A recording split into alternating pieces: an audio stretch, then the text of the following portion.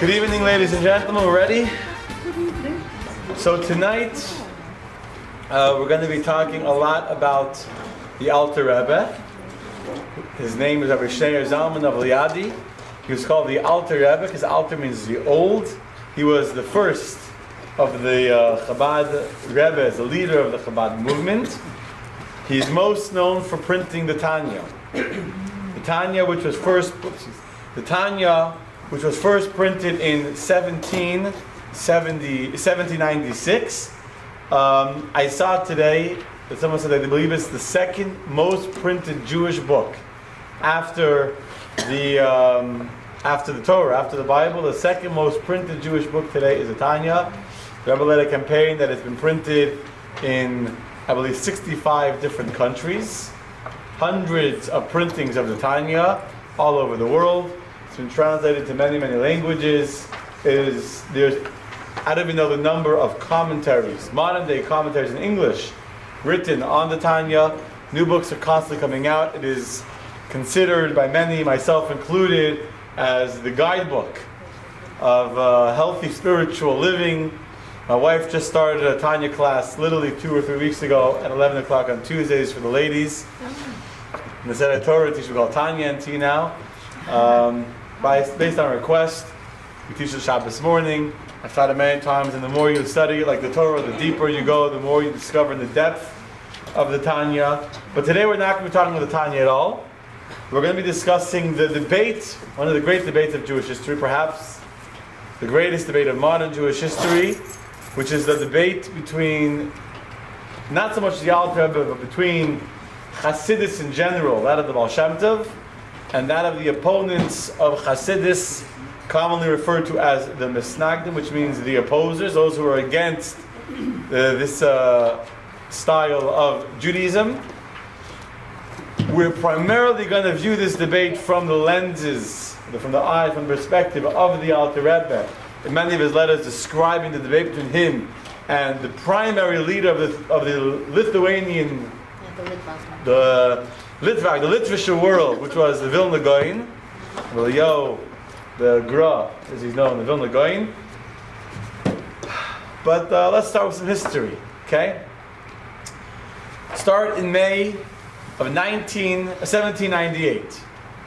In May of 1798, just to get some drama to frame the class a little bit, there was a libel, a false testimony that was submitted to the Tsar, stating that the Alter Rebbe was gathering a following of Jewish youth who were training to live a lifestyle of lawlessness, of rebellion, and of revolt against the Tsar.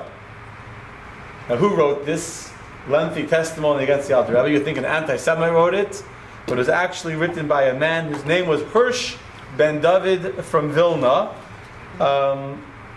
Although later they would find that there is no man Hirsch ben David from Vilna. It was a fake name.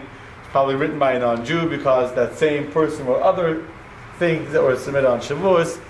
But the point is, it was orchestrated by the Jewish community that was of Vilna, who was in strong opposition to the very fast-growing Chassidic movement at the time. Happens to be that very little bit of history. The Baal Shem Tov was the founder of the Chassidic movement. We're going to talk about him soon. We're going to get to him. When he passed on, his primary student, the Maggid of Mizrich, was his successor. And after the Maggid died, it was decided by the main students of the Maggid that, this is before internet, before WhatsApp, before Facebook, before emails, that it was too hard to have one central leader of the entire Chassidic world.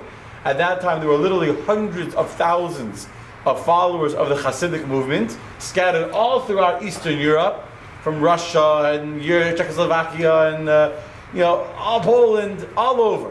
And so it was decided that each of the primary students of the Maggid was going to take a territory, and they would continue to teach the ways of Chassidus as they best saw fit in their style. Again, there was no central leadership, there was no centralized messaging, etc. Each would take one territory, and they would become the teachers of that area. So then there are many, many, many colleagues of the Alter Rebbe, all students of the Baal Shem Tov, of the Maggid. Each would open their own Chassidic court, their own style, each one a holy tzaddik and a righteous giant in their own merit. The reason why the Alter Rebbe is the most important player in this debate is because he happened to get the territory of Lithuania, of Vilna, which were the most strong opposition against Hasidus was in the Lithuanian headquarters of the established Torah world, if you will, which is why the Alter Rebbe got that territory, because they were all the Rebbes were all scholars, and they were all geniuses, but the Alter was a genius far and above. He was actually called the Litvak by the other Chassidic leaders. That was his nickname amongst the Chassidim, the Litvak, the Lithuanian, because he came from there, and he wrote the Shulchan Aruch. He was a tremendous scholar and genius in not only in Kabbalah and in Chassidic philosophy, but in Jewish law and Talmud. So the primary opposition against the entire Chassidic movement originated out of Vilna, which was the territory of the Alter Rebbe. Okay? So anyway, so the Vilna, there's a strong opposition against the Alter Rebbe. There's a libel said against him that he was sending money to Israel. Israel at that time was under the Turkish Empire, under the Sultan. And so that was the main primary enemy of the Tsar, of Russia at the time. And because the Alter was fundraising money to send to the Alter Rebbe's teacher, the Mendel of Haradok, had made Aliyat Israel. Chabad had a presence in Israel, going off subject, but Chabad has had a presence in Israel since the 1700s. We've owned land there, etc. When we go to Hebron, God willing, whoever's going on the JLI trip with us, we're going to be spending a day in Hebron, and you'll see Hebron, there's properties, the Shul of Menucha Rachel, etc. That's been Chabad-owned property since the times of the Alter Rebbe, going back 250 years, etc. And so the Alter was sending money to Israel, which at that time was a crime, because Israel was under the territory of the enemy of the Tsar. And in addition, in 1789, the French Revolution had toppled the French monarch. So the Tsar was very, very worried. Any kind of threat to his kingdom, he took very, very seriously. And they argued that the Alter Rebbe was teaching ideas of Malchut, of kingdom, etc., positioning himself to become a new king and to topple the Tsar. And so that was enough to have the Tsar, to have the Alter Rebbe arrested. He was imprisoned in St. Petersburg for 53 days. And after many weeks of interrogation, of questioning, including by the Tsar himself, the Alter Rebbe was completely exonerated, completely cleared of all of the charges against him, and he was ordered to have an immediate release. The day that he was released, which in Hebrew is on the 19th of Kislev, in 1798 was November 16th, is actually next week Thursday, is the day on which the Alter Rebbe was released from prison. And since then, it's become a very, very special day in the Chassidic world. Not only in Chabad, but in Chabad obviously more, but in all Chassidic communities. It's also the Yartzeit of the Magid. And the fifth Chabad Rebbe will call this day, next week Thursday, as the Rosh Hashanah of the Chassidic calendar. Anyway, that's just the history. After the Alter Rebbe was released, how are you, son? After the Alter Rebbe was released from prison, he wrote a beautiful and fascinating letter to his followers, which is how we're going to begin today's class. Page 194, text number 1. Welcome back, Barry. We missed you. Page 194. Go.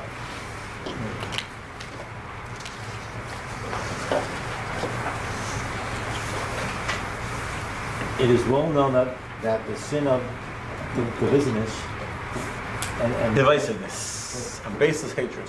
And baseless hatred is very severe. It is therefore fitting for all upstanding and God-fearing people to be cautious to an extreme degree, not to cause, even indirectly, any determinant in this regard. It is difficult to pen in a letter a true and deep feeling of my heart, which is to awaken in the hearts of our community a love for all Jews, even to those who are not inclined to help us, because this is a part of the mitzvah to love all Jewish people. It was for this reason that last year, after passing of the pious Gan of Vilna, may his memory be for a blessing, I wrote a stern warning to all members of our community not to utter even a trace of negative speech about this Torah scholar in the wake of his passing, with no exceptions. But now, because of these distressing times that we have just experienced, I am concerned that some may think that this prohibition has been lifted. God forbid, given that perpetrators of suffering relied on the late pious great sage, may his memory be for a blessing. Therefore, I have to come to warn everyone once again, whether they reside near or far, with a double and redoubled warning. Do not permit yourself to open your mouth and tongue against the honor of the Torah. The honorable and righteous Dayan, a blessed memory, for it is known to us with certainty that the oppression did not originate with him. God forbid that he did not advocate aggressive measures against us. Indeed, such an error did not come from the Master for as long as he lived. Additionally, I demand and request of all you to accustom your hearts to love every Jew and to judge them favorably, even those who did not support for us. For the real truth is that all Jews are literally like siblings, and about us all it is written, you are children of God. And the Talmud teaches that we are called God's children regardless of our behavior. Thus, God is surely saddened and grieved when we harbor hatred in our hearts toward those who oppose us. Therefore, one whose heart is touched with the awe of heaven must fulfill that which is written. Which is written. Do not harbor evil in your heart against another. And then, as water reflects the image of your face, looking into it, so we the jealousy and rivalry dissipate from your hearts. Okay, thank you. It's good to have you back. So there's two important pieces of information that come out from this letter. Number one is we find out how the Alter Rebbe, which is associates the Vilna Gaon with what happened. To almost everyone, the Vilna Gaon is considered the primary icon or the leader of the opposition against Chassidus. He passed away, well, first of all, some background. The Vilna Gaon, also known as the Gra, lived from 1720 to 1797. He never held an official title. He was not a rabbi of a community. He was not the Rosh Yeshiva. And yet he was such a tremendous scholar that he was recognized throughout the entire Jewish world as a scholar both of Jewish law, of Talmud, and of Kabbalah. The Vilna Gaon studied Kabbalah. There's many writings of the Gra on Kabbalah. He signed a ban against Hasidim in 1772. Terrible ban, very, very harsh. I decided not to put it in the class. It's very, very full of lies about the Alter Rebbe, based on false testimony, as the Alter Rebbe writes over here, where the Alter Rebbe writes clearly he does not believe that the Vilna Gaon had correct information when he signed that ban. In fact, it's known that the Alter Rebbe tried very hard to meet. The Vilna Gaon and the Alter Rebbe never met. Despite the tremendous debate that existed between them, they never met. In fact, as the story goes, the Alter Rebbe once tried to meet. He never agreed to meeting. He once went to go to his house, and the Vilna Gaon heard that the Alter Rebbe was coming. He jumped out the back window, and they never met. There were many lies that were said about the Alter Rebbe. The famous story is that they told that the witnesses came to the Vilna Gaon and told them that they themselves were witnesses.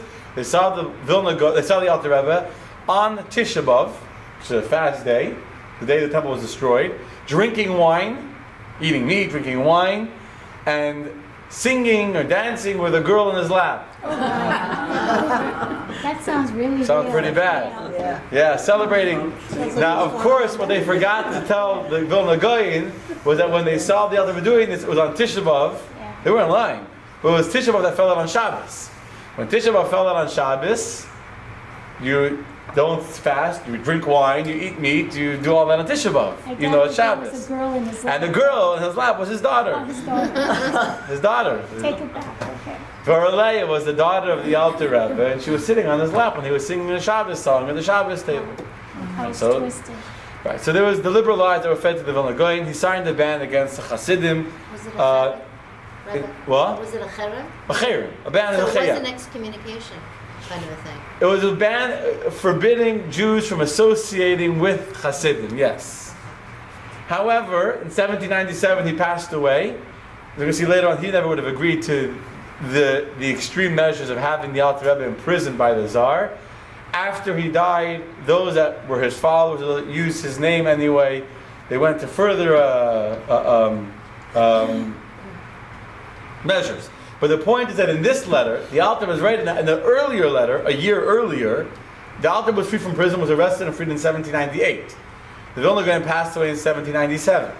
I sent an earlier letter saying that after he died, no one should speak bad about the Vilna Gaon, despite the fact that he signed an excommunication against me because of his righteousness, and that he was uninformed or misinformed about what was going on.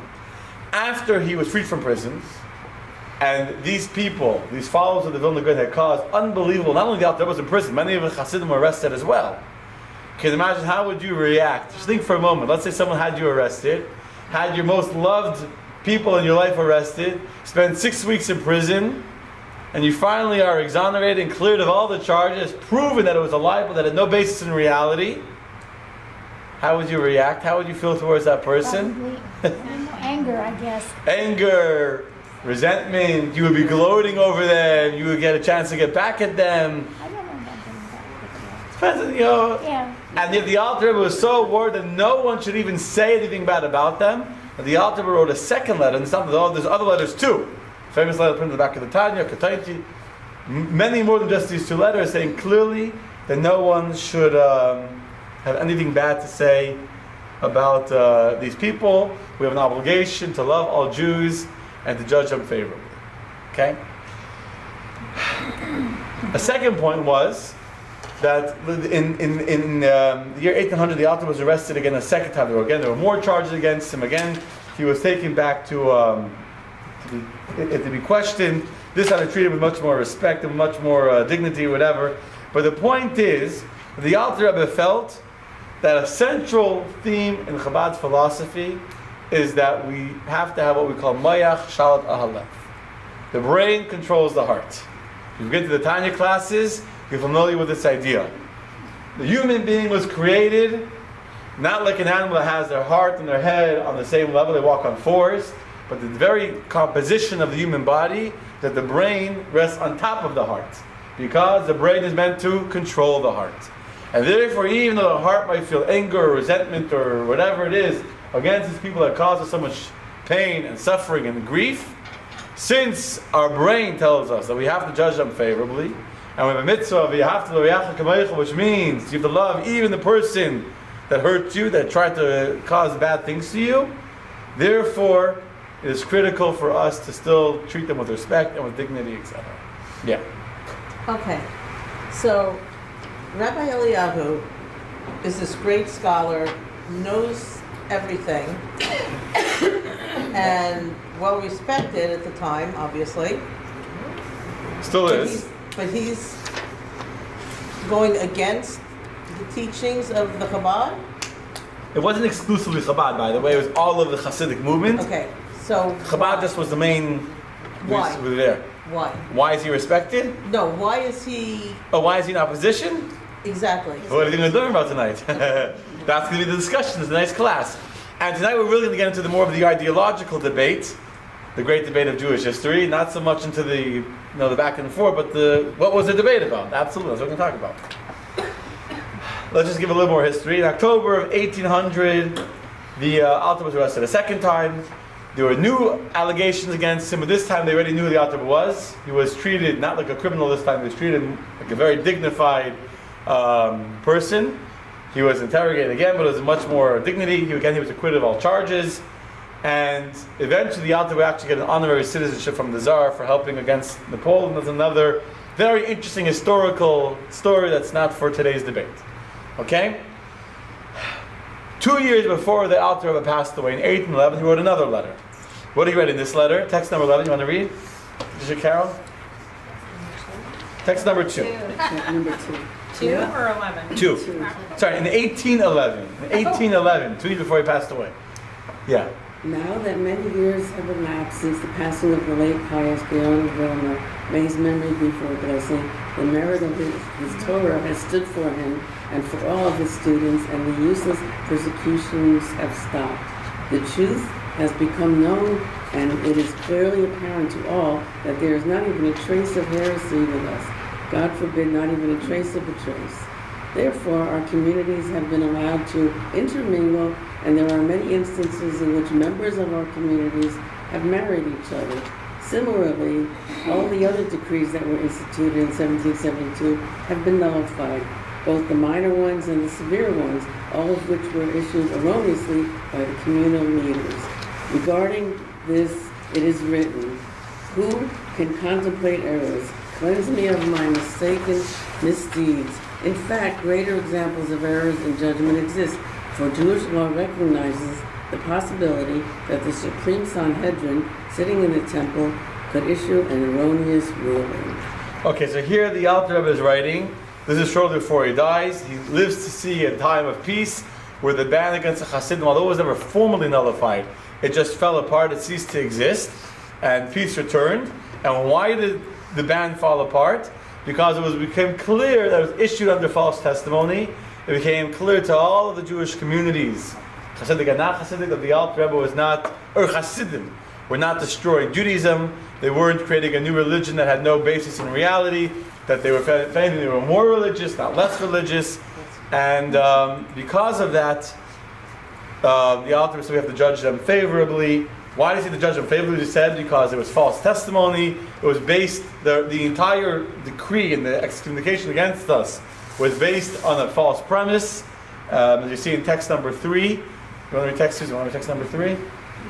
Do not arouse hatred or anger in your hearts towards the Jews of our city, God forbid, for they have done wrong only inadvertently, having relied upon the great rabbi, who himself was misled by false witness, who stole his heart and the heart of the Beit Din, as I have written at length last year.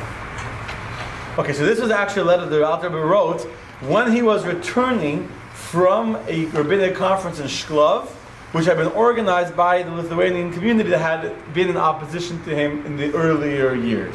Which means that the Alter Rebbe was experiencing peace, as he therefore writes about the Sanhedrin. Even the Sanhedrin, the men of the Great Assembly, the men of the Temple, could make mistakes, and this debate should now be considered a time of the past, and all of the Jewish community should live together in peace.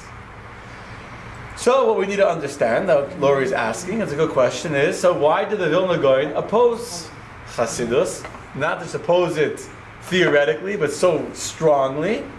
And number 2, why did other people in the community go even further than the Vilna Gaon to actually do things that could have had the Alter Rebbe killed as a rebel against the Tsarist government? Yes. But before we even get to that, why was, how do we word it, the Hasidic movement started? I mean, you have Judaism. Another excellent question. And what, isn't that kind of causing a separation and a segregation when you do that? So in answer of Lori's question, which is the excellent question before the question, we need to answer our question with a question. Before we can get to why did the Vilna Gaon oppose Hasidus, we need to understand why did Hasidus come into the universe? What was happening in the context of Jewish history that created the need for an entirely new movement, an entirely new style, not a new religion at all, but a completely new style in how to connect and how to worship God. Okay? So, let's go back in history. There's for several hundred years in Polish and Eastern Europe history, life was great for the Jews. From the 1300s until 1648, life was wonderful in Poland. In all these communities, the Jews were flourishing, they were learning, they were growing. Life was wonderful. And then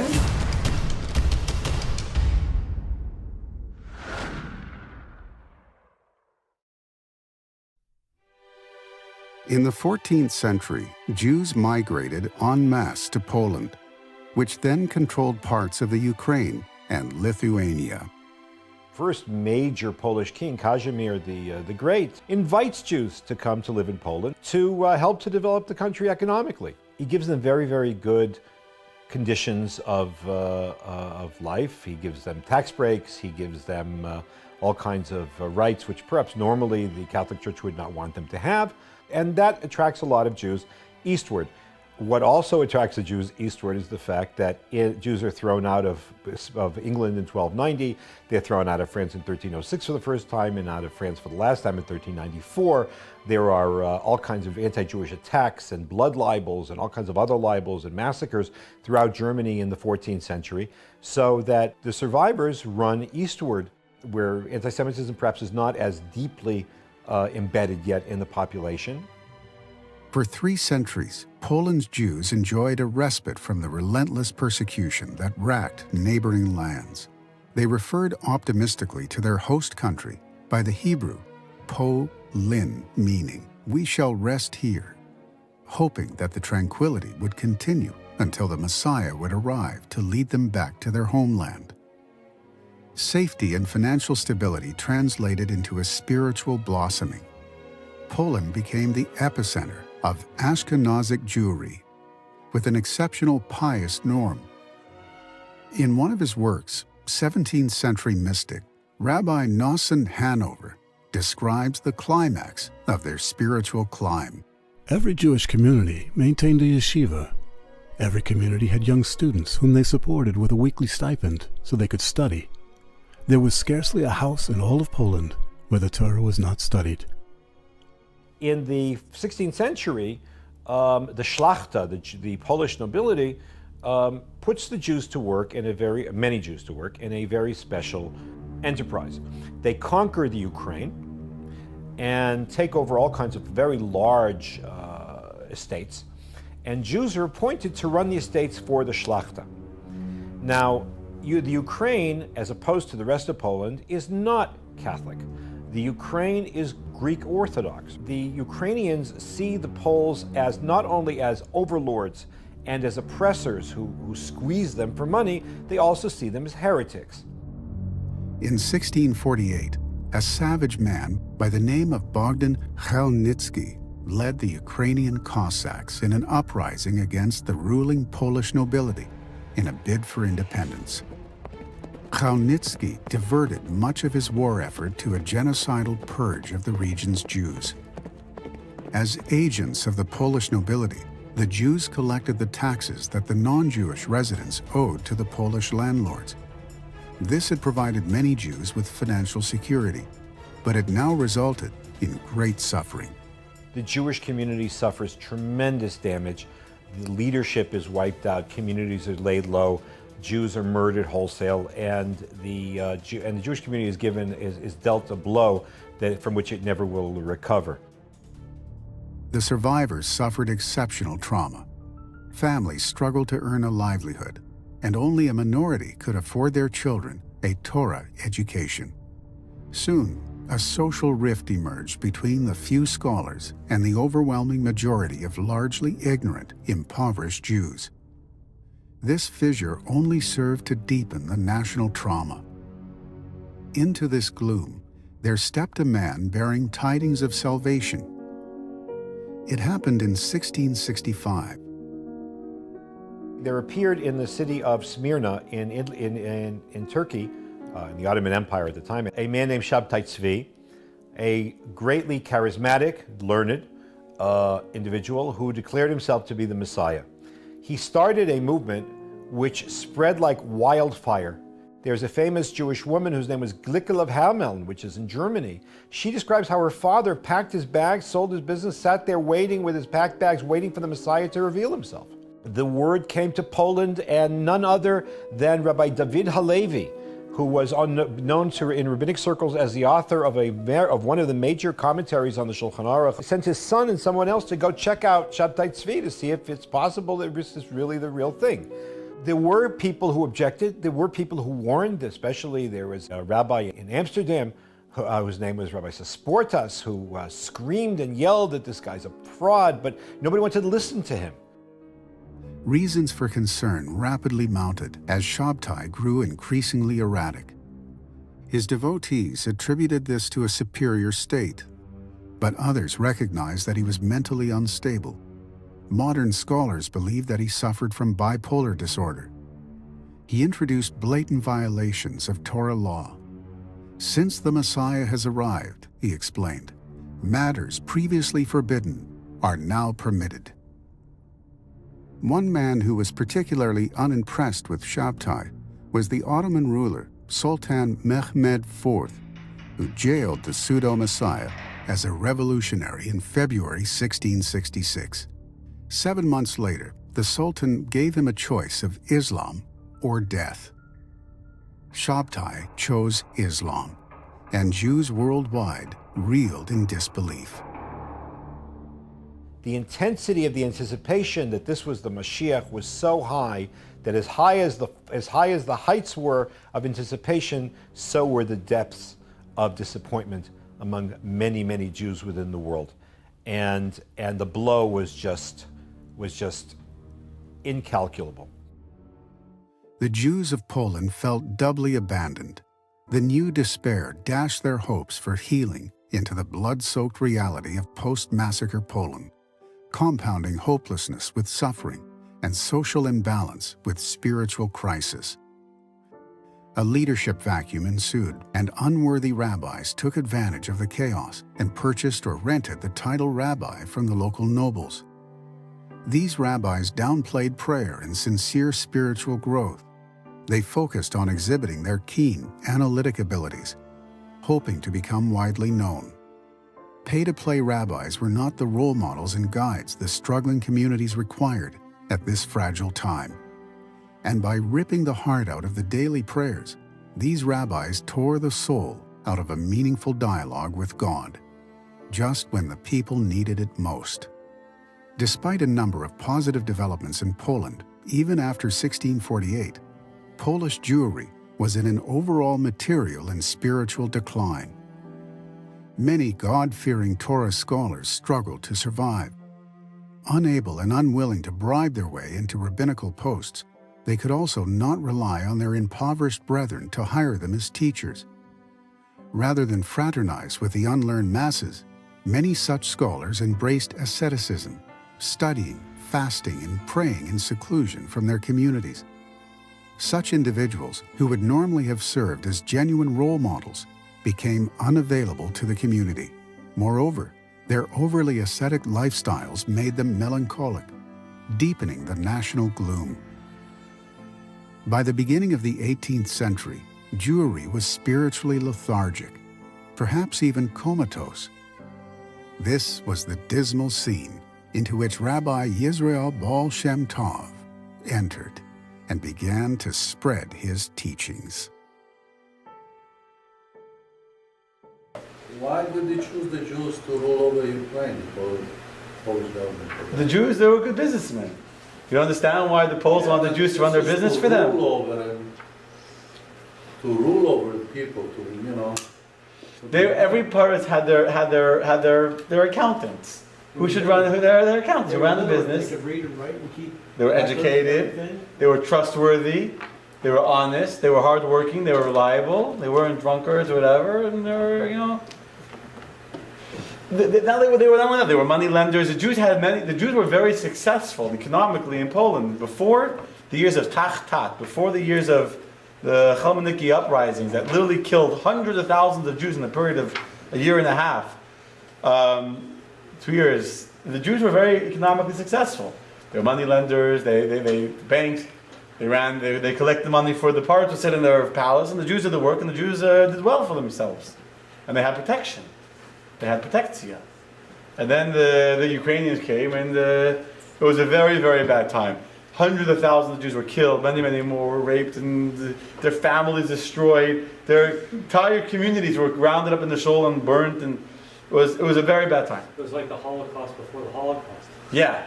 The difference is that it was it just happened quicker, it happened suddenly. Unfortunately, most Jews today don't even know about the Chalmaniki uprisings, when literally hundreds of thousands of Jews were killed. It destroyed the entire, as I said in the video, Judaism in Poland never survived after that, not economically, not spiritually, not morally. Every single family had people that had died, entire communities had been wiped out, leaders, rabbis had been killed, and after that, the combination of Shabtai Tzvi coming after that, and because of that, because Shabtai Tzvi never would have been so successful in the normal time in history. It was specifically because the Jews were on such a low and so desperate for some kind of hope, for some kind of salvation. So they were physically destroyed, physically, more economically, spiritually. They were holding on to Shabtai Tzvi, and when that went bust, they were morally destroyed, emotionally, spiritually destroyed. History repeating itself. That's what Hitler did too. Yeah, but it was only a physical destruction. Yeah, okay. And so into that, and then you have other issues too. The Jews, as I said, that many of the religious Jews that were the scholars went into this whole new style of what we call prushim, of asceticism, of going into self-imposed exile. There were people that didn't talk. Righteous people wanted to be holier, so they would go into periods of self-imposed spiritual exile. They wouldn't talk. They wouldn't go home except for Shabbos. They would stay in. They would live there and eat there. They would study Torah for 18 hours a day. Not moving from their bench, people would bring them food to eat, and so the divide between the elite and the masses that were now uneducated, that were poor, that were struggling to put food on the table, became a very, very terrible divide. And there was really no one. There was no Jewish leader that was taking care of the masses of Judaism. No one.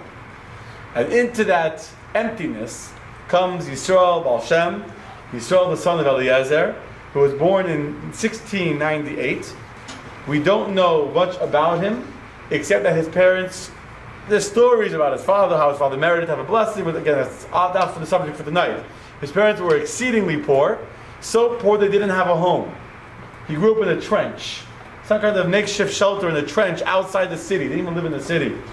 And his mother died either when he was born or shortly after, and his father died when he was a young boy of 5 years old.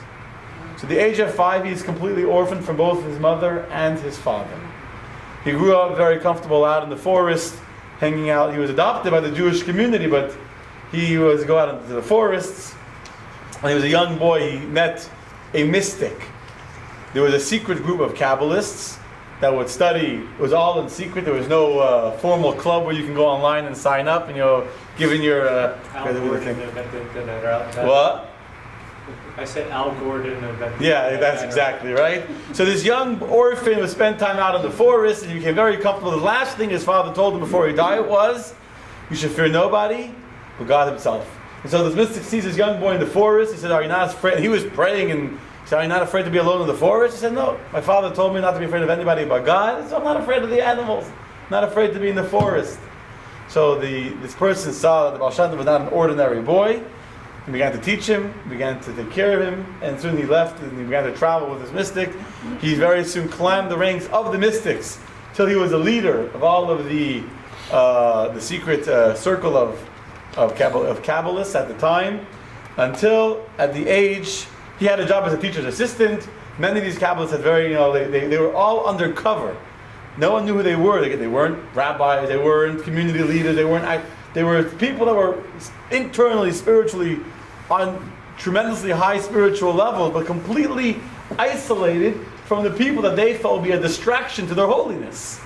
The masses, the uneducated, they were just a distraction to the spiritual upliftedness and the heights of, their own spiritual journeys that they would achieve in self-imposed exile, living in the forest, etc. And in fact, he became known at a very young age as a leader of all the mystics, as the Baal Shem. Baal Shem means the master of the name, which is a reference to those people that were miracle workers that using the name of God were able to do miracles, to transform nature, etc. And so he became known as a person who using God's name could do miracles. And in the year 1734, when he was 36 years old, on his 36th birthday, was the first time he publicly revealed himself to the world and began to teach these ideas in a public way. Now, again, it's not relevant for tonight. There's so much that I'm skipping that my heart wants to share, but we have to stay a little bit focused. But basically, his teacher, Achia Shaloni, refused to reveal. He had a teacher who wasn't alive anymore that would reveal himself to him. And he said, I'm not going to reveal myself to you anymore unless you begin to publicly teach these ideas of Kabbalah and Chassidus.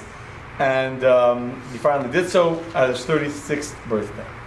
Now, I'm going to spend a few minutes and we're going to learn together a few of the core ideas of Chassidic philosophy that were introduced by the Baal Shem Tov. We'll get to the underlying premise of all these ideas, and then we'll get to understand why the Vilna Gaon and others were opposed to this central premise. Okay? So let's start with text number 4. Let's start in the back of the room. Dvor, you want to read text number 4? Dvor, you want to read? Dvor, you? What's your name? Oh, Dvor. I think you said Lori. No, Dvor. Oh, yeah, I'm sorry. Okay. When people travel in Canada, you study as they normally do, but are forced to serve God in other ways, they should not be pained by this. God needs us to serve Him in many different ways, sometimes in one manner and sometimes in another manner. This is the real reason that the opportunity to travel or to converse with others presents itself to us, so that we can serve God in these alternative ways. Okay, well, what is this teaching really addressing in the core issues that we explained was plaguing the Jewish community at this time? One of the core issues we discussed was this divide. What do you want to say? There was a tremendous divide between the scholars and the non-scholars. And basically there was this idea within the Jewish community, there's only one way to serve God, not through the study of Torah. Either you're a holy scholar like me that becomes completely removed from any kind of physical involvement, has no job, has no involvement in the mundane world, and then you'll be holy and spiritual, or else you're a nobody. And God doesn't love you, and God doesn't want you. And the Baal Shem Tov went to transform this idea. And he would go to the marketplace, and the class is not about the Baal Shem Tov per se, but we began to teach the world that there's many ways to serve God. And that a Jew that says Tehillim with sincerity is giving God tremendous pleasure. And when the Jew goes and he works hard as a water carrier, as a tailor, whatever jobs the Jews were able to get in those days, again, it was a tough time, they was their own land, etc. Whatever Jew, a job, when the Jew is carrying water and he's saying words of a Mishnah, or saying, thanking God and saying, Baruch Hashem, simple things like praising God and saying, thank God, I'm healthy, I'm alive. That's a tremendous act in service of God as well. Each one of the ideas we're going to learn now can be an hour of class. But this is a very critical idea that the Baal Shem Tov began to teach, to break this idea that there's only one way to serve God. There's many ways to serve God. Text number 5. Larry, you want to read? Text number 5. Yeah. Crying is extremely detrimental because we need to serve God with joy. But if the tears are tears of joy, they are very good. There's another fundamental idea in Chassidic philosophy. Again, coming at a time when there was a lot of sadness. The Jews were poor, they were depressed, they were downtrodden, they were living under terrible oppression. They were, there was a lot of sadness then. It was a very tough time to live. It's a very tough time. And yet, the Baal Shem Tov was saying a very important idea. You have to have joy. You have to serve God with happiness, with a smile. Crying is detrimental. We need to be joyful in our service of God. Again, a very important idea, the importance of joy for another time. Sai, you want to read text number 6? No glasses? I can't see you. Okay, Lisa, text number 6. When you carefully examine the corporate reality of your body, you may be tempted to refrain from helping to fulfill its mission, and to instead set out to afflict it in order to break its crass materiality. However, this is not the approach of the Torah. Rather, you must aid it. You must purify the body and refine it, but do not break it through affliction. Thank you. Again, there's another big problem. You have the ascetics, you have the spiritually and morally righteous in their mind, who felt the only way to serve God was by breaking your body. And they would do many things. They would roll in the snow. They would sit on ant piles. Many things to break their body. Because they believe that the body is an obstacle to being connected to God. They believe the soul is trapped in the body, and we got to break the body. We want to spend our entire day only in study of Torah and in complete removal from anything physical. They would do many things to break. They would fast. They would go into, again, to exile. They would sleep on the bench in the synagogue. They wouldn't even go home. This is the idea the Baal Shem Tov said we have to break. This is wrong. This is not Yiddishkeit. You have to serve God with your body. God gave you a body. God gave you a physical mission in the world. God gave you a physical place in the world. You can serve God by working, by taking care of your body, by making a blessing on food. You don't have to shun the food and to fast. Again, trying to break the social divide that was separating the spiritual elite and the uneducated masses. Yes. That was basically one of the main teachings of the Maimonides, wasn't it? What, to take care of your body? Yes. Yes. The Maimonides talks at great length about how to take care of your body, and that there's different ways of healing, but not as a fundamental principle in serving God. Meaning, part of the Torah, yes. The Baal Shem Tov Maimonides wasn't fighting a culture. The Baal Shem Tov was fighting at that time a cultural idea that we need to break our bodies, we need to remove ourselves from any kind of physical involvement and be as spiritual, and as uninvolved in the physical world as possible. Okay, but you're saying Maimonides didn't see taking care of I know the he body did, before served but not as a critic, not as a fundamental principle of service of God. Tefillin is important, Shabbos is important, taking care of your body is important. They're all important. Again, Maimonides talks about that great land. There's a whole book of the Rambam on it. But it wasn't a revolutionary teaching at the time, the way the Baal Shem Tov, It seems like that was even borrowed from the Christian culture, because in Christianity, Absolutely. the Bible, the body is considered sinful, and you have to afflict it and punish it in order to Yes, become more absolutely yes. Okay. By the way, I want to go back to what you're saying. Nothing the Baal Shem Tov taught was new. Nothing was a new version of Judaism. This was not Judaism version 2.0. Everything was there. But again, it had become forgotten, overlooked, and other cultures were seeping in, as Bendy says correctly. It's definitely the idea of being aesthetic is definitely a Christian idea. And it was seeping into this, those that were trying to be spiritual elite in the Jewish community as well. Yeah? Well, in metaphysical beliefs, including Buddhism, the idea is that we are spiritual beings who came here to learn how to be human, so you cannot neglect the physical aspect of your being, because that's what makes you whole, is that whole body, mind, spirit thing. It resonates very well with them with what he's saying. Yes. Yeah, good point. Okay. Next teaching. Text number 7, page 201. Yonatan, you want to read? You know the book. Mark, you want to read? Prayer from a poor person who is pained, he pours out his speech before God. The plain meaning of this verse is that the poor person beseeches God to relieve him of his poverty. But the following parable will explain the deeper meaning of the verse. Once there was a king who announced on the day of his rejoicing that all requests would be granted. Some people asked for offices and honors. Some people asked for wealth. And the king granted every wish. But there was one wise person who requested that the king agree to talk to him 3 times a day. This request was very pleasing to the king, because it demonstrated that conversing with the king was more precious to this man than riches and honors. The king granted his request that he be allowed into the king's chamber for conversation. Once there, the king opened for him all the treasures, so that this person could also benefit from wealth and honor. This is the meaning of the verse, a prayer from a poor person. His prayer and request is that he be allowed to be one who pours out his speech before God. Okay, so here's another major critical issue, is that prayer had become completely neglected at this time in history. The spiritual ascetics felt that prayer is only to ask for physical things, and we don't want physical things. We want to be spiritual through study of Torah. And so prayer became something that only masses, uneducated people, didn't know how to study Talmud, they would pray. But the rabbis would pray very quickly. It was completely undervalued and underappreciated in the Judaism of that time. Again, it's not a new idea. And the Baal Shem Tov felt very strongly that prayer is not just a time to ask for your needs. Prayer is a time to connect to God. The Hebrew word tefillah is from the word in last week's Torah reading on the name Naftali, to be bound together, to be tied together. Again, it's a class of its own. But the point is that in Chassidus it explains that we don't pray because we have needs. God gave us needs because He wants us to pray to Him. God wants us to speak to Him, like a father waiting for his son to speak to him, waiting for that moment of connection. God wants the connection between us, and that's why we pray, to connect to God.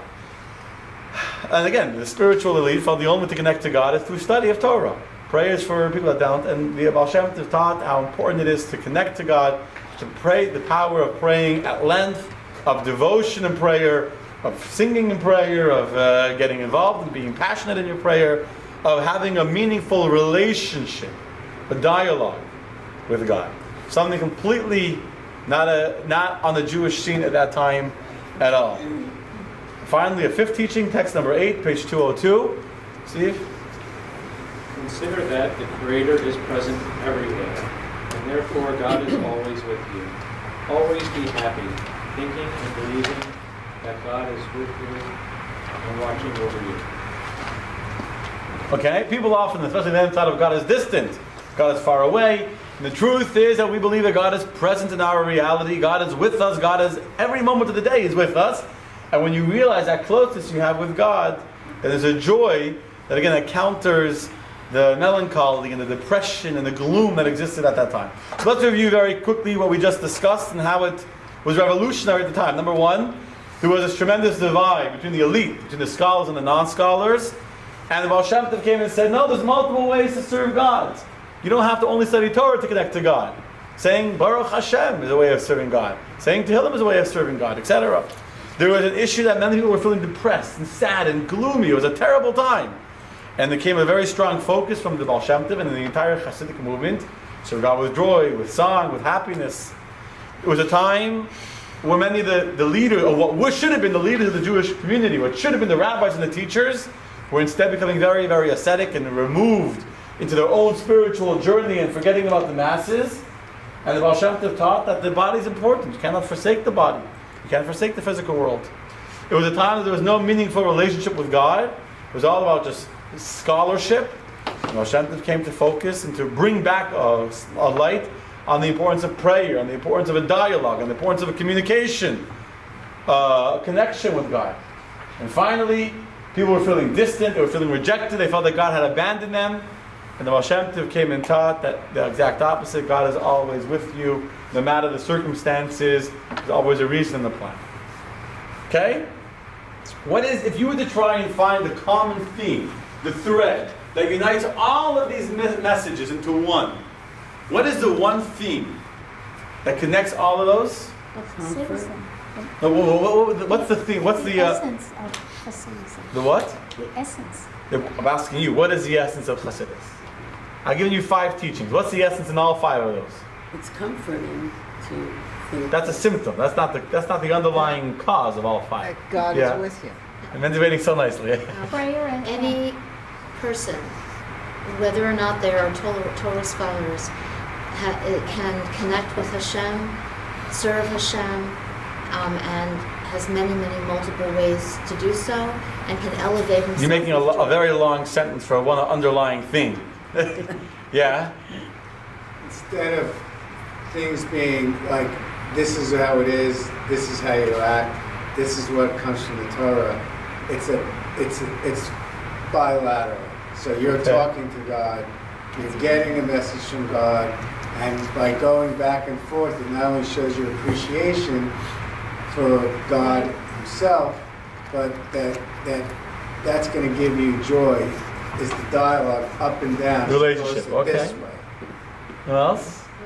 Susan said something very good. I heard her say it and she was right on target. What did you say? Say it again out loud. God is always with you. God is always with you. The truth is that this is a key idea of Hasidic philosophy that sounds so simple. It sounds so simple, like, what is it? That's a philosophy. That's a brilliant revolution. But that's such a simple statement. There's actually a fundamental key in understanding all of Hasidic philosophy that was completely forgotten at that time, and that explains everything. And that is that God is always with you. When you understand this idea, right at the very bottom, this statement, God is always with you, explains everything.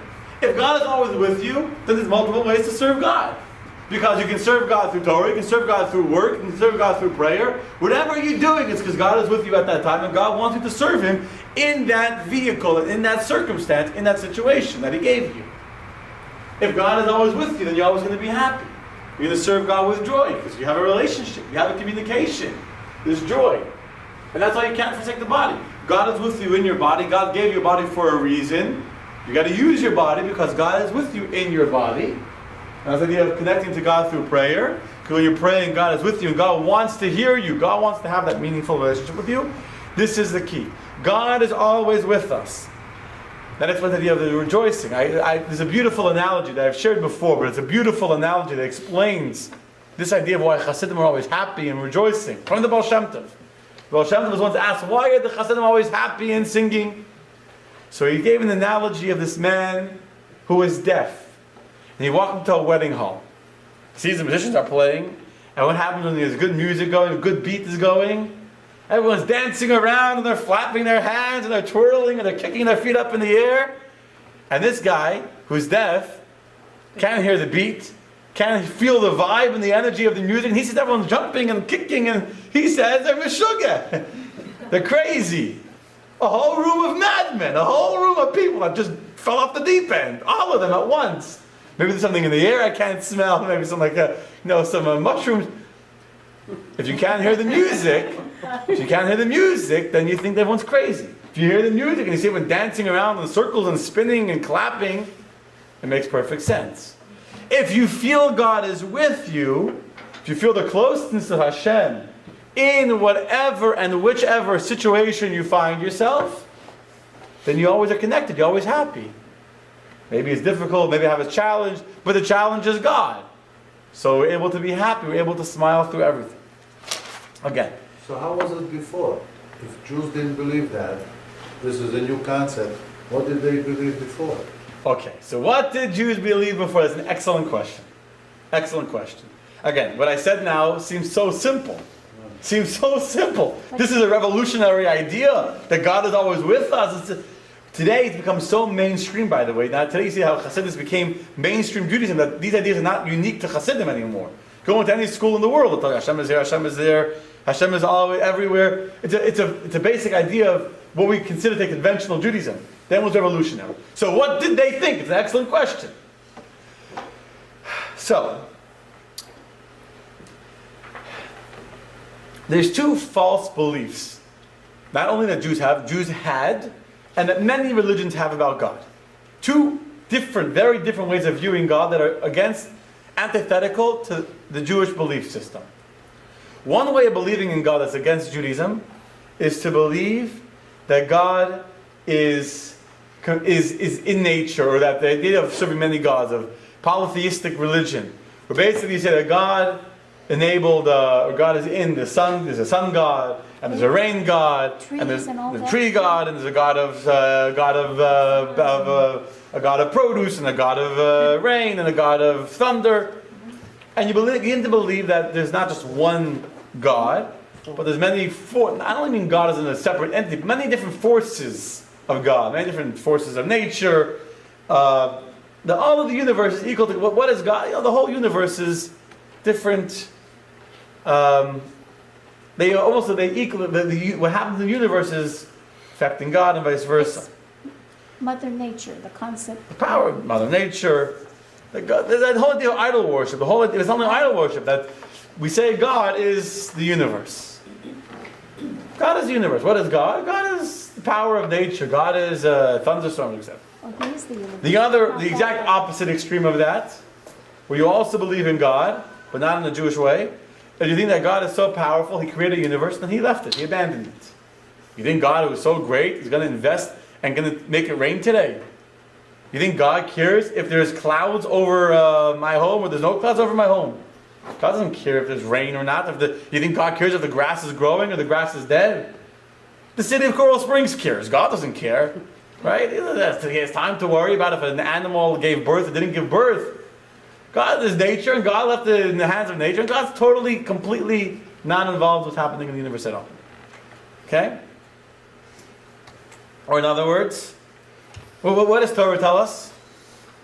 First, Torah tells us Bereshis bara Elokim, which means that God is not nature. God is not limited or within any one force of nature. God created all of the universe. There's an omnipotent God, an invisible God, who is the creator of everything that exists in the world. At the same time, you read through the entire story of Genesis and all the Torah, you see God very much cares what's happening in the world. He's much greater than the world, but He's not removed from the world. In other words, don't confuse God with nature, because God transcends nature. It's true that God created nature, but God is transcendent of nature. At the same time, although He transcends nature, don't say He should be removed from nature, because God is still actively controlling what happens in the universe. He's still actively controlling nature. Okay? This is the basic idea in Judaism. Again, today it's mainstream. The idea that God is greater than the universe. He's not limited by the universe. He's greater than the universe. Greater than nature. At the same time, we believe that God is very much in control and very much involved in everything that happens in the universe. Right? Yes. Makes sense to you all. This is how Yiddishkeit views God's relationship with the world. He's greater than the world, But he's in the world. He controls it. He sees. He knows if you do something, you don't do something. If a person's in pain, God feels the pain. God makes the trees grow. God makes the grass grow. God makes a baby cow be born. But that's not that wasn't a new concept when the Chassidic movement. No, not at all. Not at all. But, you have a question. If that's how you look at God, now you have a question. How can God transcend nature and also be in nature at the same time? It seems to be a contradiction. Either God is infinite, God is transcendent, God was greater than the world, or God is limited by the world, and God is impacted by the world. How can he both be greater than the universe and be impacted by the universe at the same time? So there's one of the most famous statements in all of Kabbalah we're going to read now in text number 9. I warn you in advance that what we're about to read is very, very deep, very esoteric, and it's not a class to understand this concept called Tzimtzum. It's not what today's class is about, although we're going to discuss it now. But this statement of the Arizal, which is taught by Rabbi Chaim Vital, is fundamental to understanding how you can have this dichotomy of God being beyond nature and yet being within nature at the same time. Text number 9. You want to read? Here you go. Go ahead, Andrew. Before creation, God's supernal and undefined light was the only existence. When it arose in his undefined will to create, he condensed himself and an empty space emerged. Okay. What we just read is an abbreviated version of a very, very famous statement of Chaim Vital, that before creation happened, here's the main point that you need to know. Before God created the world, you know what God did? He removed himself. He created an empty space. And then in that empty space he made creation. How did God create an empty space? He did something called Tzimtzum in Hebrew. Tzimtzum means contraction, limitation. He condensed himself. He contracted himself. The word in Hebrew is Tzimtzum. Now, to understand this concept of Tzimtzum that Rabbi Chaim Vital talks about is a tremendous discussion and debate amongst the Kabbalists. There's two ways to understand this concept of Tzimtzum. One is literally God contracted himself, God limited himself, and one is that it's a metaphorical statement, it's a figurative statement. Before I explain this to you, let me explain to you something else. Why did we need to create in Kabbalah this concept called Tzimtzum? What's bothering us? What fundamental question do we need to answer that's answered to the doctrine of Tzimtzum? So there's a question that almost anyone that believes in God asks. Not anyone, but it's the most common question that a rabbi ever gets. Even more common than what time is Yizkor, is a variation, and I'm going to give you two variations of the same question. Same question, I'm going to say it in two very different ways, but it's really the same question. One question that people like to ask is, I'll use the most dramatic way of saying it, where was God during the Holocaust?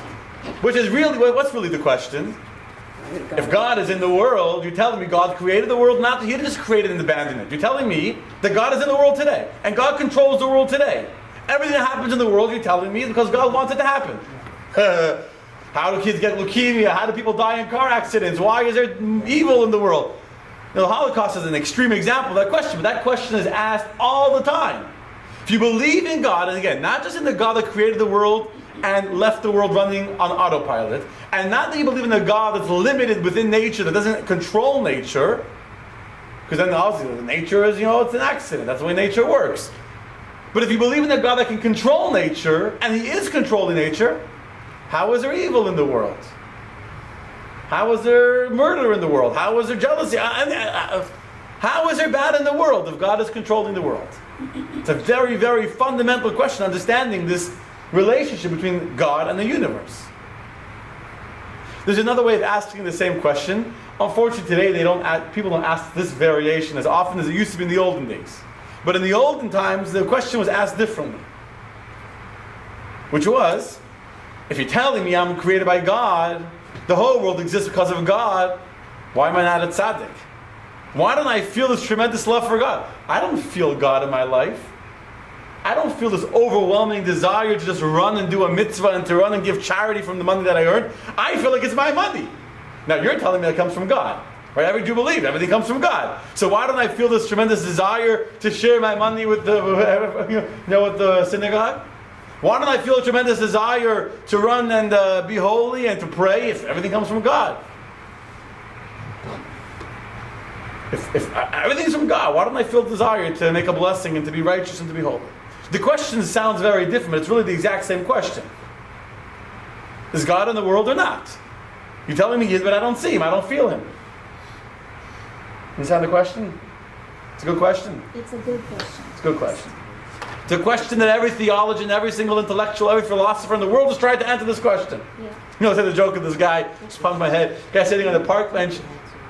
So, Francine said, I haven't seen you in years, what's up with you? He said, I became a philosopher. I started thinking about the world, about life.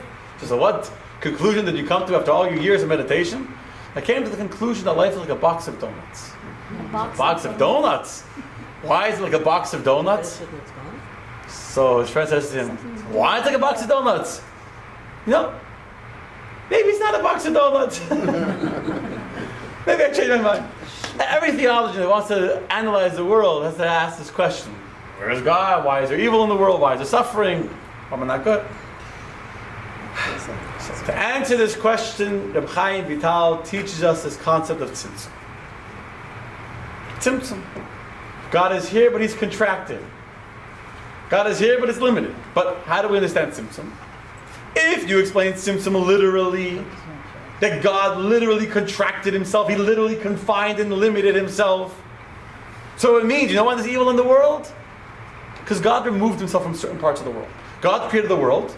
God controls the world. But God said, I'm not going to control the human being so much. I'm not going to control this so much. And God removed himself. The evil that happens in the world is because God is not controlling that aspect. God literally contracted himself and allowed this to happen. God is not in the evil.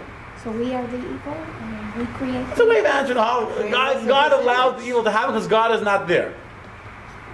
Where was God in the Holocaust? He was crying upstairs. He wasn't there. But then how come sometimes miracles happen and sometimes they don't? And God decided to come back. You know what I'm saying? But the point is, God is still in the world. Explaining symptom literally doesn't mean that God's not controlling the universe. It just means that there's certain spaces where God is not there. Just like by way of example, there's certain rooms you don't put a mezuzah. Why don't you put a mezuzah in the bathroom? God is not in the bathroom. God is not in the bathroom. God is not, when the Holocaust happened, God was somehow...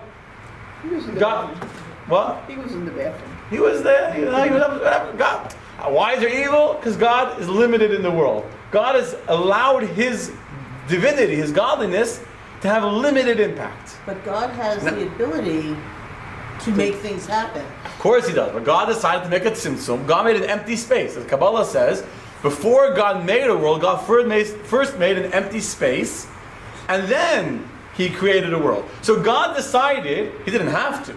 And why he did this is another discussion to discuss at length of Chassidus, but we're not going to even touch it today. But it's why he did it is another question. But God made a decision that I am going to limit my involvement in the world. So God is really there, but he decided to hold himself back. But by way of example, a parent says, I'm not going to tell my kid what to do. They're watching, they want to say, the words are on the tongue of their mouth. God is a tzimtzum, he's holding himself back. He's not stopping a person from doing evil. That's one answer. Something while he stands by and left 6 million of his children. Yeah, we can't understand the Holocaust. I'm just giving that's the most extreme. But yes, why is there evil in the world? Why did someone commit a murder? Why did someone steal money? Why do they steal money? Because God held his mouth and God's not going to let him do what he wants to do. What's the sense That's of simple. praying then if God contracts himself? That's the literal translation. What was that? That's what's that? It's a good question. Let me go to the other. It's like there's a veil, right? What? Like a veil. Well, each explanation has much issues we need to address. Let me give you the other answer. The other answer is that when it talks about the tzimtzum in Kabbalah, it doesn't mean literally that God is not here. It's a metaphorical statement. It's a figurative statement. God is everywhere. But the tzimtzum is a matter of our perception.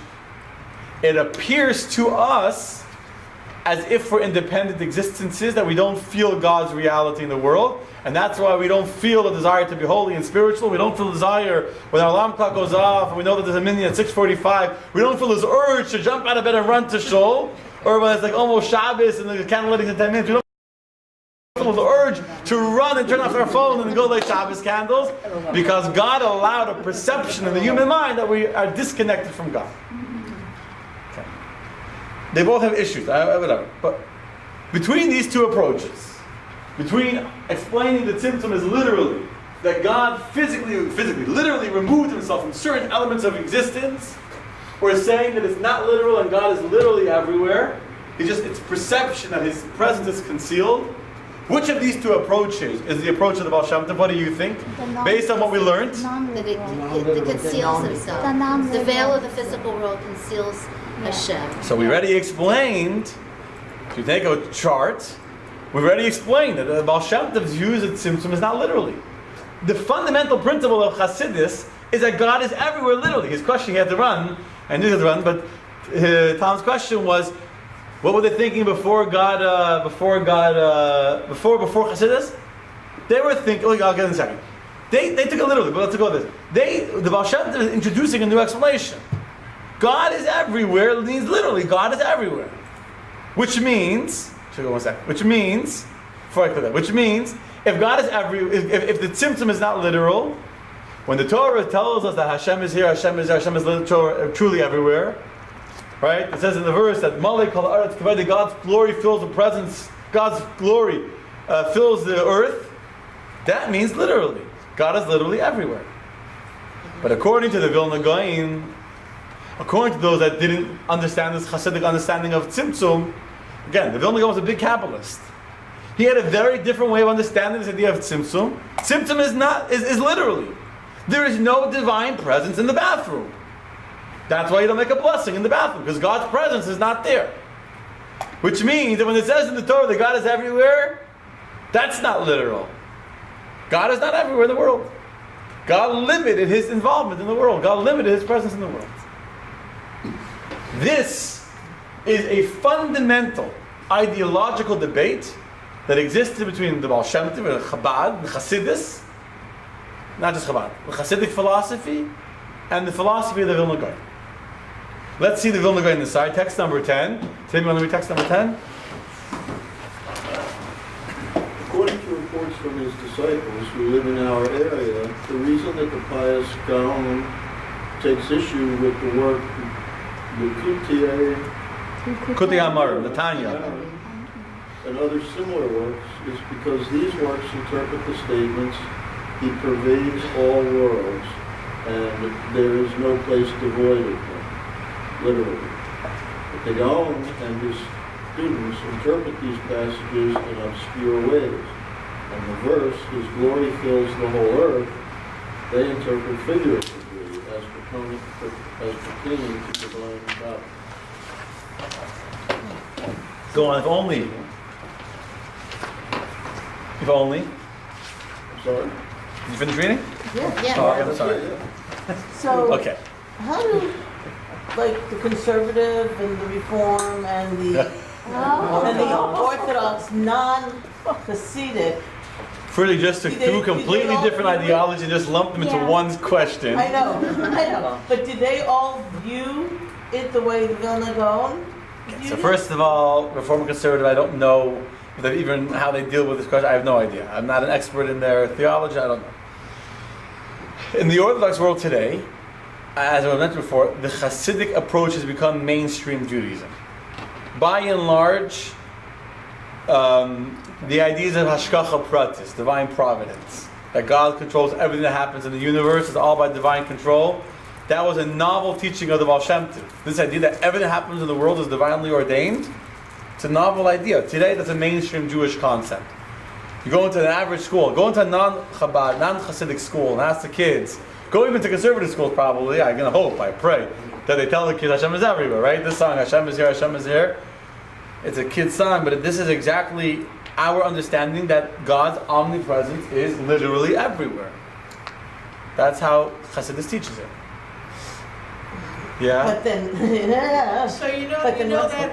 He'll say, yeah, finish. Yeah. once again, I take serious issue with, if that's the case, why he allows all these horrible things Okay, to happen. excellent. That's the next question.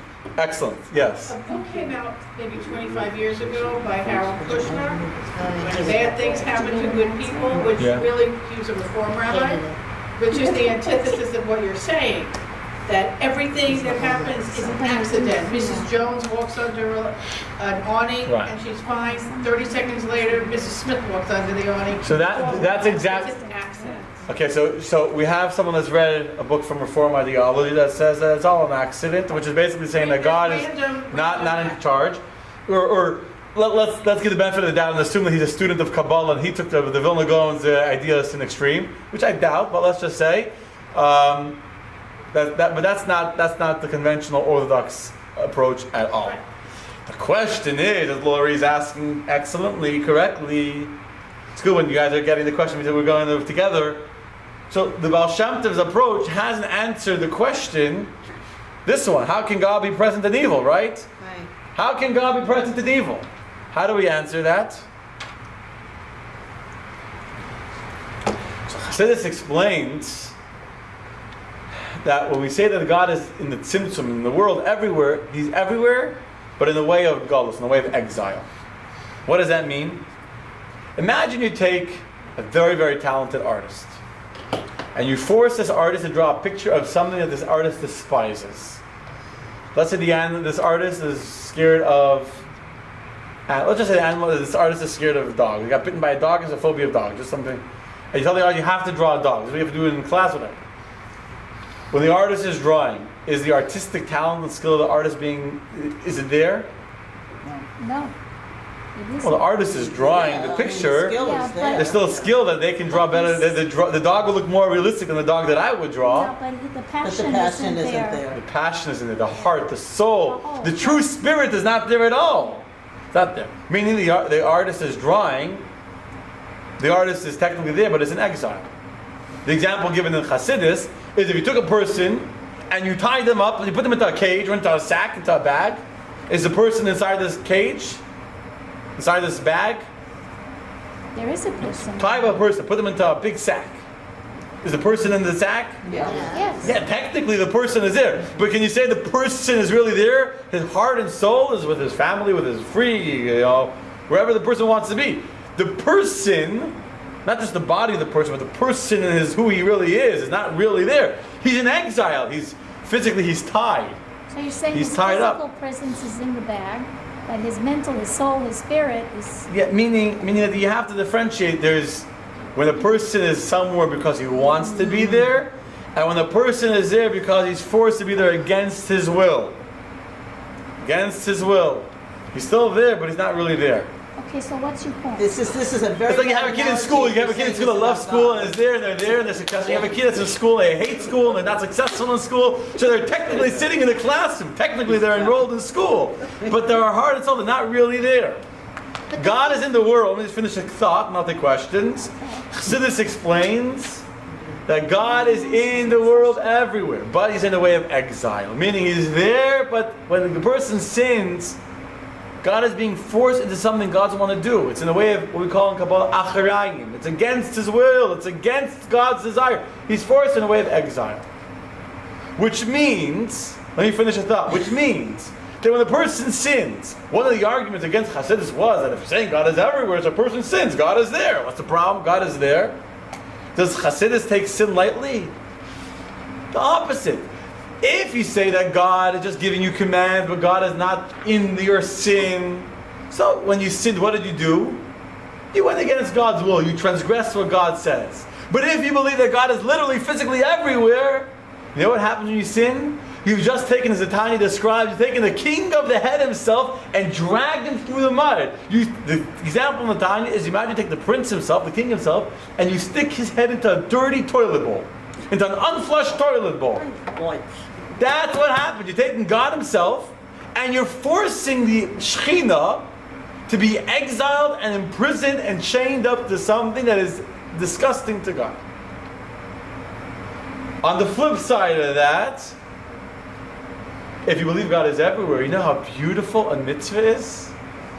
You know how special it is to do a mitzvah? Again, if you don't accept the idea that God is everywhere and God just tells you to do something, mitzvah is good.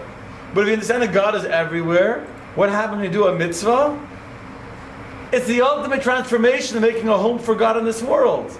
You've taken God's presence, and now you've revealed it. Imagine you go to the artist that's painting, or you go to that person tied up in the back, and you say, you're free. You know how much that person... Tell that artist, you don't have to paint the dog now. Now you can paint a rainbow. And now the spirit of the person comes out in its full force. The ultimate idea of a Jew's divine service is to make a home for God, to express God in the world. So this way we take him out of exile? Yeah, you're revealing his truest essence. Imagine the joy that comes from taking the king and taking him out of prison, and taking him out of slavery and freeing him. Taking him from the lowest low to the highest heights. It's not just you do a mitzvah, you get brownie points for doing a mitzvah. You do a mitzvah, you've literally changed the entire divine energy of the entire universe. The entire universe is God. God is exile. You do a sin, you're taking the entire divine energy of the universe and locking it up into a terrible place. Taking the king's head and putting it in the toilet bowl. So that's what Rebbe says. But if you do a mitzvah, you just revealed this tremendous divine energy that's already there. Now you reveal this true, beautiful energy. Yeah. Take all the questions in order. Tim, then we'll go. Yeah. Still have to go, yeah? This idea of God exiling himself because of our sins. I mean, in the 1940s, did 6 million Jews shove God's head in the toilet? No, that wasn't. The Jews didn't decide to do the Holocaust. That's exactly what I'm thinking. The Holocaust is not explainable. I don't even want to. It's not, the symptom is not going to explain the Holocaust. Maybe I should even mention the Holocaust. I'm just giving as an extreme example the question that how could there be evil in the world if God is in the world? The Holocaust is something the Rebbe said defies any kind of logical explanation. But let's talk about evil in general. The fact that a person can sin. When a person does a sin, what's happening at that moment is they're taking the divine energy and they're exiling it. Yes. Wait a minute. It seems to be somewhat contradictory to say that God is everywhere, but the evil exists because he's kind of in exile. And yet you hear people saying that even things that we think of are as horrible occurrences, that there's a reason for it and that God is there and that everything is for the good ultimately, even though we can't see it. So how do you coordinate those two ideas? Yeah. Why God does what he does is not the topic of this discussion. Why God does what he does... The two seem antithetical, and yet... You have to accept that God is completely beyond any kind of logical comprehension. That's another fundamental principle. God is completely beyond the human brain. And to try and limit God to our comprehension is an insult to God. He has to be limited to our finite comprehension. So that concept of symptom is not coming to explain why God does what he does. It's not coming to explain the Holocaust, not coming to explain why people die young, or not coming to explain why there's cancer in the world. It's not what symptom is meant to do. Symptom is meant to explain another idea, a fundamentally difficult theological issue, which is that if God is in the world, how could a person do a sin? How could you go against God? Imagine you saw God and God told you don't eat this and you went and you ate it anyway. How could that be? How is that possible? So symptom answer the question, because God, in order to enable us to have free choice, God had to hide his presence in a way that you wouldn't be able to see him. He's there, but he's hiding himself behind the mask to allow you the facade of having ability to choose against God. Yeah, Lisa. Some religions, some Christian religions, look at the word sin in the Italian or Latin context, which means without, and their definition, which makes sense in the light of what you're saying, is that sin means without. So a sinner is somebody who is without God.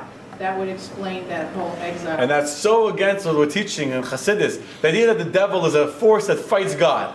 Right. And in Christianity you have God, and you have the devil fighting against God.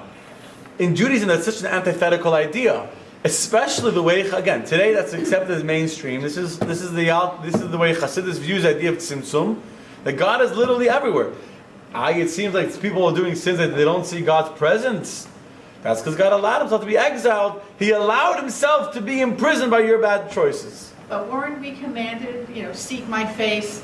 We have to seek God. So if God is everywhere, it's not on God to reveal God's self. It's up to us to... Exactly. When God says, seek my face, Doesn't mean go find. You can't seek something that doesn't exist. Right, it means present. When God says search for my face, it means my face is there. Just got to reveal it. You just got to express it.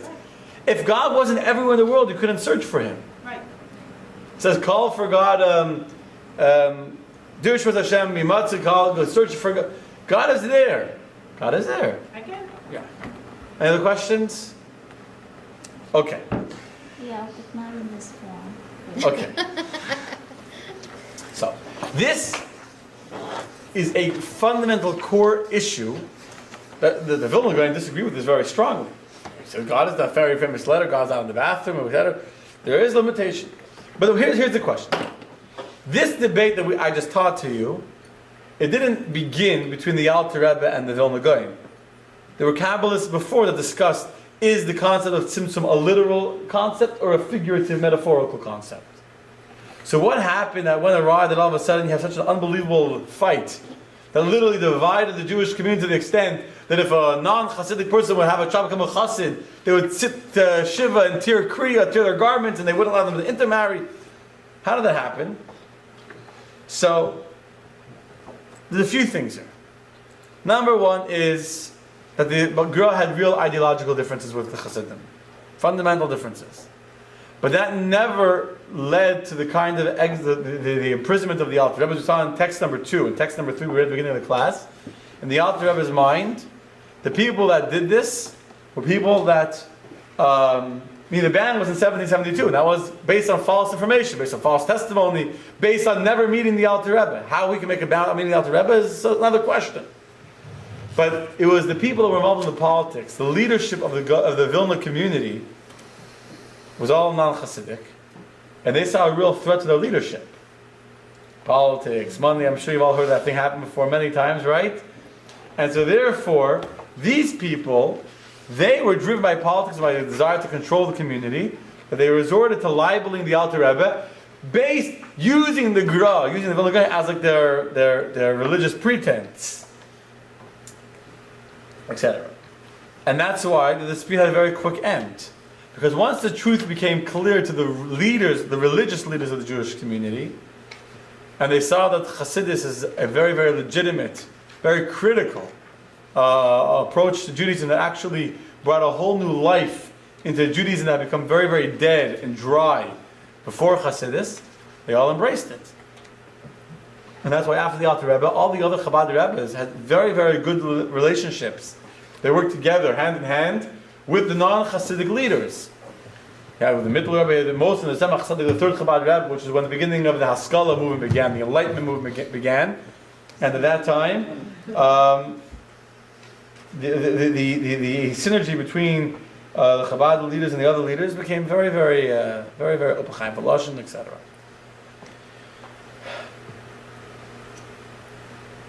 In truth, based on everything we explained, this whole debate really between the Vilna Gaon and the Alter Rebbe never should have led to the Alter Rebbe being imprisoned. The way the Alter Rebbe viewed, today's call was from the eyes of the Alter Rebbe, the whole debate between him and the Vilna Gaon was primarily an ideological debate about how to explain God's presence in the world. Which, again, that idea is not a side idea. That's the fundamental belief to explain why you need to serve God with joy, and why you need to pray, and why you need to serve God with your body, and why you need to serve God in all different forms, right? That's the critical foundation upon which all of the Hasidic ideas are based. So why did it lead to the Alter Rebbe being imprisoned? Why did it lead, even though, according to the Alter Rebbe, the Vilna Gaon, now there are historians that will disagree with this, but the consensus of most historians is that the Vilna Gaon never condoned any of the extreme measures taken against Hasidim. And that's why the libel against the Alter Rebbe and the imprisonment of the Alter Rebbe only happened after he passed away. So why did this happen? So Chassidim would explain, the Rebbe explained that this whole arrest and imprisonment of the Alter Rebbe was really a physical manifestation of a spiritual decree against the Alter Rebbe. If you look at text number 11, something very interesting. Faith, text number 11, you want to read? Sure. The novelty of the Alter Rebbe's teachings is readily observable when we study his works and those of the Baal Shem Tov of Magid of Mizrach. Okay. and their students. The teachings of the latter are expressed tersely, similar to the language of Mishnah, where the writing is concise. On the other hand, the teachings of the Alter Rebbe are more elaborate and contain broader discussion. Thereby, the discourses and works, starting with Tanya, explain Hasidim in ways that can be comprehended. As the name of Chabad indicates, Chabad is an acronym for Hakma, Bina, and Dat, 3 faculties of the mind. One can therefore suggest that this novel way of teaching Hasidic concepts provoked a heavenly complaint against the Alter Rebbe. As follows. You saw the video before, right? You saw what the Jewish community looked like before the Baal Shem Tov. So we can understand why the Baal Shem Tov was critical to bring new life to the Jewish people. They were on a low physically and spiritually, and the Baal Shem Tov brought a whole new life, a whole new excitement into Judaism. Beautiful.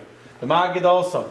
He didn't get deep into explaining in intellectual ways, into printing books that anyone can study, explaining deep Kabbalistic ideas. It was Baal Shem Tov taught short ideas. Serve God with joy. He uplifted the human being. He uplifted the masses. He taught them to thank God. He taught them to sing. Didn't give them in-depth Kabbalistic material. What did the Alter Rebbe do? The Alter Rebbe printed a book called the Tanya, intellectual Bible of Chassidic philosophy. He began to write discourses and he would teach publicly, not just to a very select few, but Baal Shem Tov would teach deep ideas, spiritual, Kabbalistic ideas, to only a very select inner circle. The Chavraya Kadisha, the holy inner circle of people were his classes. The masses, he encouraged them, he spent time with them, he brought them very close, he uplifted them. The miracles for them, he didn't teach them the depth of the philosophy. The Alter Rebbe was teaching in the masses, to everyone. And so the heaven was a decree against this. Why did he do this? Because if the Alter Rebbe's arrest was a heavenly protest, if the angels in the heaven, there was a decree that the Alter Rebbe is taking these secrets and spreading them too far, then the freedom of the Alter Rebbe signifies that in heaven they agree with what the Alter Rebbe is doing. And in fact, the story is told that when the Baal Shem Tov, that the Alter was in prison, he was visited by the Baal Shem Tov and the Maggid, who were no longer alive. He was visited in the spiritual vision by the Baal Shem Tov and the Maggid. And he asked them, why am I sitting in prison? I've done nothing wrong. And they told him, in heaven there's a spiritual judgment happening against you right now. Everything physical is a reflection of the spiritual. The physical judgment is a reflection of the spiritual decree against you. So the Baal Shem Tov said, the Alter Rebbe asked the Baal Shem Tov, does that mean that when I get out of prison, if I get out of prison, I should tone back and start to limit the amount of public teaching of the depth of Hasidism teaching? And the Baal Shem Tov told him the exact opposite. If you get out of prison, it means that in heaven they declared you are correct. In heaven they've accepted your style of teaching Hasidus. Which is what happened. The Alter Rebbe left prison after 53 days, and there's 53 chapters in the Tanya. And this was the ultimate proof to the Alter Rebbe that his approach was correct, was condoned by heaven, and began to teach even much, much more than he had before. And he looked at the discourse of the Alter Rebbe, which were shorter before, after Petersburg, much, much more in depth, much more intellectual, much more at length, etc. Why? Why did heaven decide it was time for a new approach? Very simply, very shortly, as we're getting ready for the times of Mashiach, the need for people to be educated in the spiritual dimensions of the universe have gotten much, much more desperate. And as the spiritual level of humanity continues to decrease, the need for a spiritual revelation continues to increase. I'm going to end with a story. Again, this day, Yutas Kislev, is actually next week, Thursday. It's a special day on the Chabad calendar. But I'm going to end with a story. A story of the Alter Rebbe, when he was still a student of the Maggid, his teacher. Baal Shem Tov student, the Maggid was the teacher of the Alter Rebbe. One day, another great Hasidic master, named Pinchas Koritzer, came to the study hall, to the yeshiva of the Maggid. And when he came, he saw on the floor that there was a note, a pamphlet, something had written of a Hasidic discourse, something that they heard from the Maggid, that had fallen on the floor. Someone written, well, it wasn't printed, it was handwritten, notes of Hasidic ideas on the floor, fell. And Pinchas Koritzer saw that, he got very angry. He had a kped, he had a spiritual decree, heavenly decree. And he began to be upset and say, you see what happens when you teach too much of these spiritual ideas that people don't appreciate it, it ends up on the floor. You can only teach these ideas to a very select circle that really appreciate and revere the holiness of what they're learning. Look, one of the students heard something they didn't appreciate. They allowed the paper. It fell on the floor. The Alter Rebbe saw his anger. So the Alter Rebbe told him an analogy, a story. There once was a king. And the king had one only prince. And this only child of the king got very, very ill. And he got sicker and sicker. Doctors came and doctors came and doctors came. And they couldn't heal the prince. Until the prince was lying at death's door.